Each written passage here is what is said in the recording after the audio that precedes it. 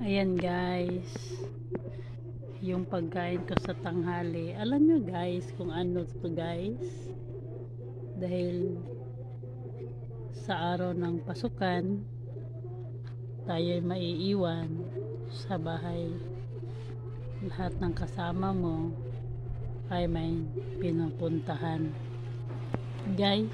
Nag-aaral ang mga bata at ang iyong asawa, yung husband mo ay nasa work din, kaya nag-iisa ka lang at may munting kanin ang natira, ubos na ang ulam. Kaya guys, alam nyo kung ano to guys, mantika, use oil guys, ayan guys, at may asin. Kaya guys, kain na tayo guys na mag-iisa. Thank you for watching guys.